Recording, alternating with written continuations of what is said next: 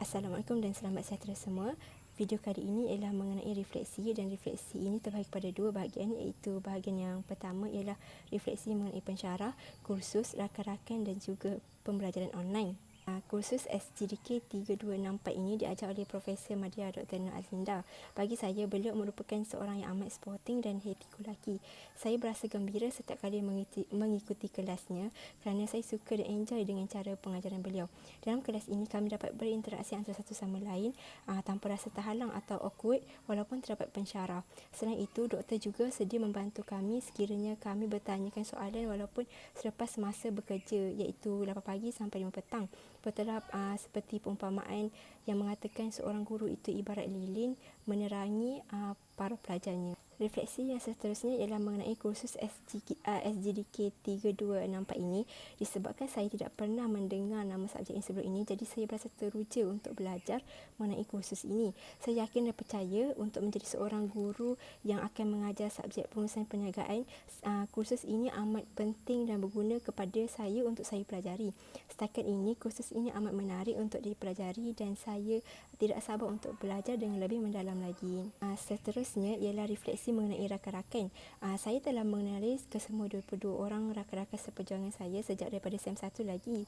Jadi, saya tidak mempunyai sebarang masalah untuk bekerjasama dengan mana-mana rakan saya. Mereka sangat baik dan sentiasa ada untuk membantu satu sama lain. Yang terakhir untuk refleksi bahagian 1 ialah pembelajaran secara online. Secara jujurnya, saya agak suka dengan pembelajaran secara maya ini, melainkan kerjanya yang agak banyak dan sedikit membebankan kerana due date bagi setiap tugasan adalah rapat antara satu sama lain. Tapi daripada sinilah saya belajar untuk mengurus masa saya dengan sebaiknya. Terdapat cabaran belajar secara maya ini kerana saya tinggal di kawasan kampung.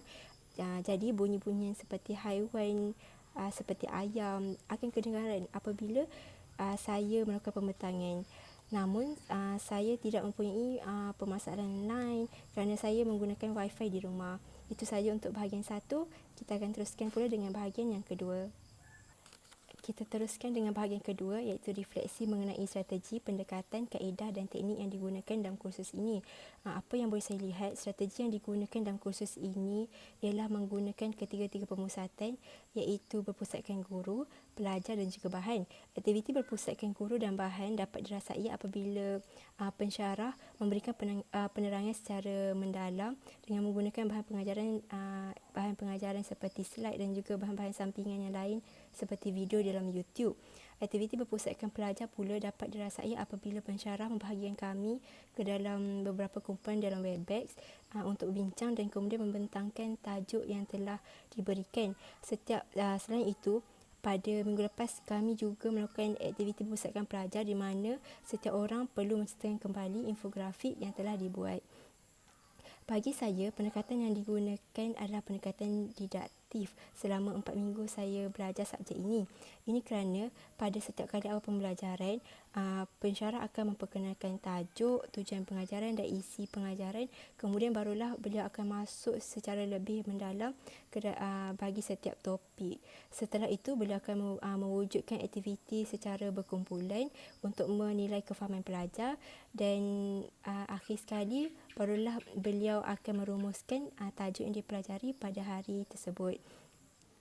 Seterusnya, kaedah yang digunakan selama 4 minggu proses pembelajaran ini pula ialah kaedah terus dan kaedah kooperatif. Melalui kaedah terus, pensyarah akan mengajar dan kemudian bertanyakan kepada pelajar sekiranya mempunyai pengalaman sedia ada kepada topik yang diajar. Kaedah kooperatif pula berlaku apabila pelajar itu sendiri yang perlu memberikan penerangan kepada rakan-rakan seperti aktiviti yang berlangsung pada minggu lepas. Dan refleksi terakhir bagi bahagian 2 ini ialah mengenai teknik yang digunakan di dalam proses pembelajaran selama 4 minggu ini. Bagi saya, teknik yang digunakan ialah teknik bersyarah dan juga teknik sumbang saran.